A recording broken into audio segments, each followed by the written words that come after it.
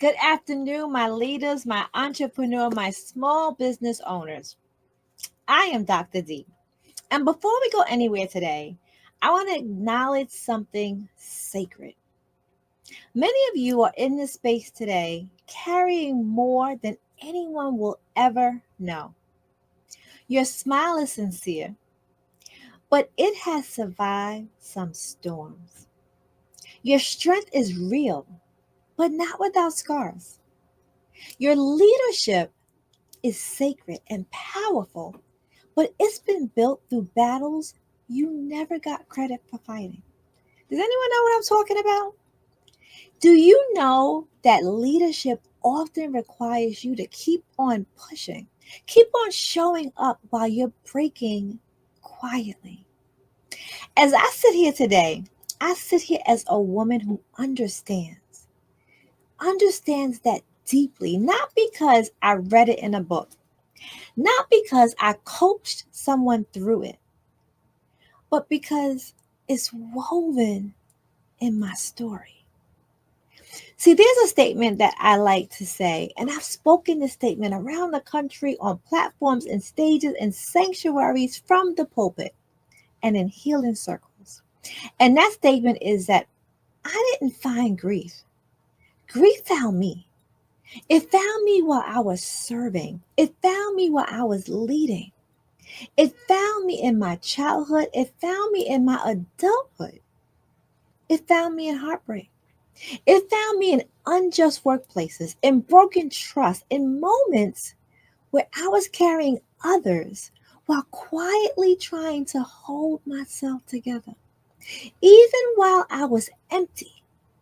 And every time grief tried to bury me, purpose pulled me back to the surface. Does anyone know what I'm talking about? So today, I speak to you not as a leader, but as an overcomer, as a woman rebuilt by grace. A woman who knows what it is to rise from those silent losses. A woman who knows what it's like to rebuild while the world expects you to be strong. See, I'm a woman who had to learn the courage to pour again, to pour again and again and again, just like you. See, there were seasons in my life where grief didn't announce its arrival. It didn't say, I'm coming.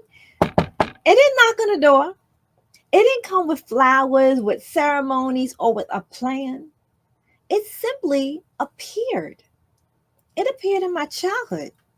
It appeared in my relationships, in my marriage, in my motherhood, in my ministry, in those friendships that I thought were sacred.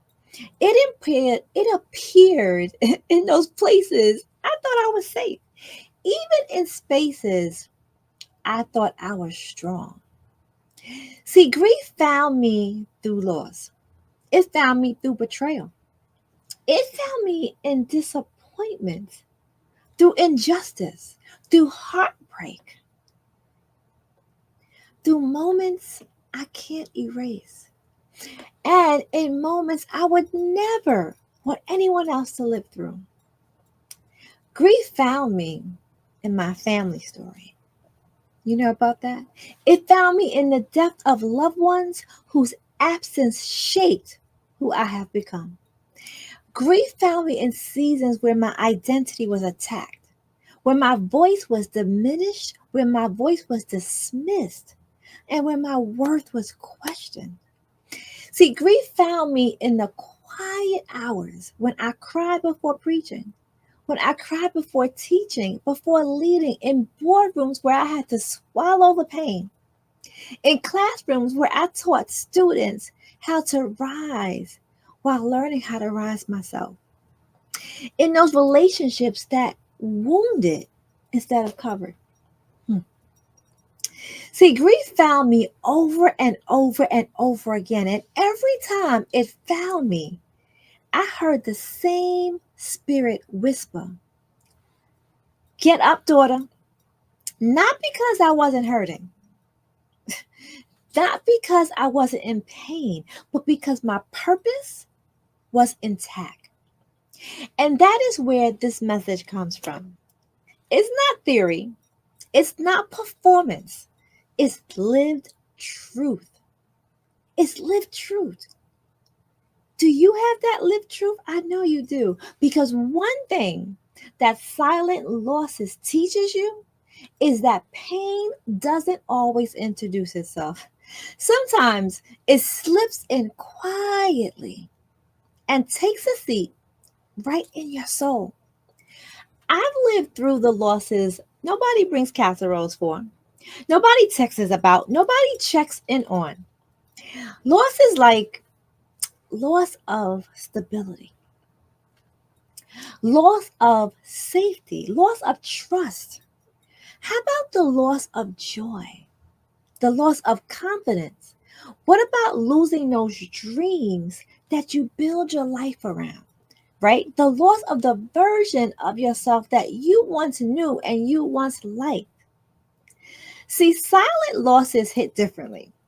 They drain you, they drain the leader while the world praises performance. And I want to name this truth today.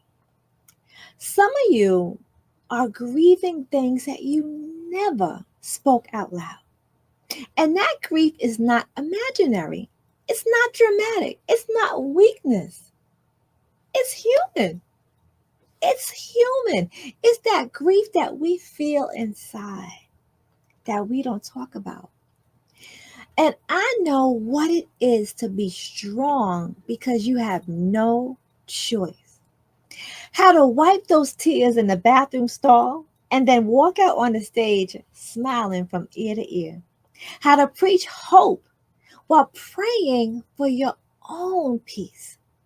How to lead a team while navigating heartbreak. How to build a business while rebuilding yourself.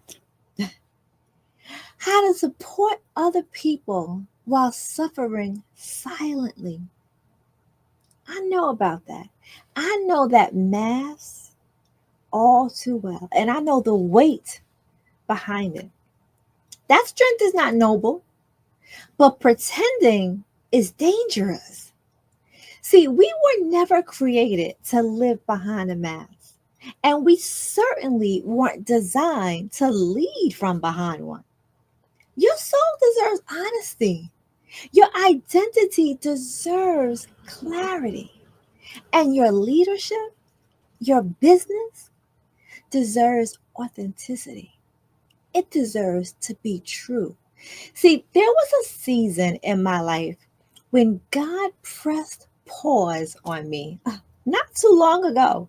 Not because I was failing. Oh, no. Not because I was broken beyond repair. Oh, no. But because I was pouring from places that needed healing. I didn't understand it. I definitely didn't understand it then, but now I see it clearly. See, God will interrupt your pace to protect your purpose. The pause saved my life. It protected what remained of me. It restored what grief had emptied. It forced me to face myself, to honor my story, and to recover the parts of me I had ignored. See, a pause is not punishment. A pause is preservation. It preserves you. It keeps you. It holds you. So I want to take time to take you through Dr. D's three phrases of rising. How to rise from silent losses. Are you ready? They're quick. Phase number one, healing. Healing is where I learned how to breathe again, how to cry again, how to feel again, how to forgive again, how to trust myself again, how to honor my humanity without apologizing for it. Healing taught me that I deserve to be whole, and so do you. Healing. Phase two, rebuilding. Rebuilding is where my confidence, oh my goodness, my confidence returned, where I relearned my worth, where I stopped shrinking to fit places that mishandled me. How about that? Where I rebuilt boundaries that protected my peace, my voice, my identity. Rebuilding, it's slow, but it's sacred. Rebuilding. And phase three, reawakening. My God. And then courage returned. Not without fanfare, not with applause, not without applause, not with a dramatic moment, but with a whisper. You're ready to rise again, Dr. D.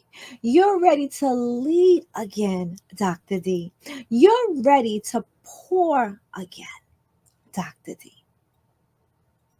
Reawakening. The courage to pour again. So let's do something. Let's rebuild that courage together. Pouring again doesn't mean that we go back to where we were. It means that rising to who we are now.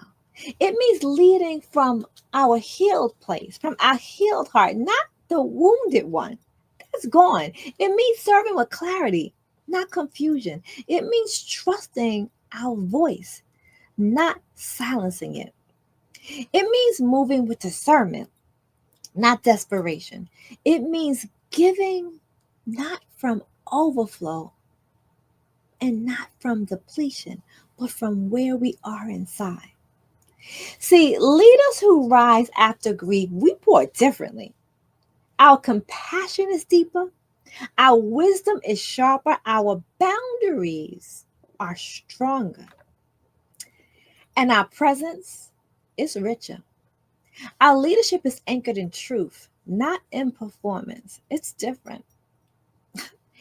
It's beginning to pour not because life is perfect, but because we are grounded, not because we are unscared, but because we are stronger. We are strengthened, not because we will never be broken again, but because God rebuilt us to who we are now.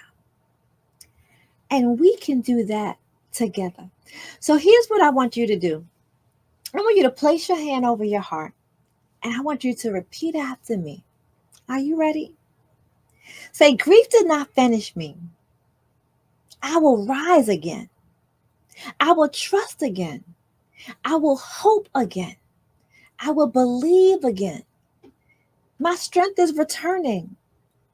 My vision is alive. My heart is healing. My courage is restored. And I have the power to pour again. Did y'all say that with me? You are not the same leader you were before the losses. We know that. But you are wiser. You are stronger. You are more self aware. You are more spiritually grounded. And you are more emotionally intelligent. You're not leading from the place of grief where you were before. You are leading from a place that healing lifted you. And I want you to hear this. I want you to hear this from Dr. D. Silent losses may have tried to break you, but they did not win. Your story continues. Our story continues. Our purpose stands. Your courage returns. Your voice rises.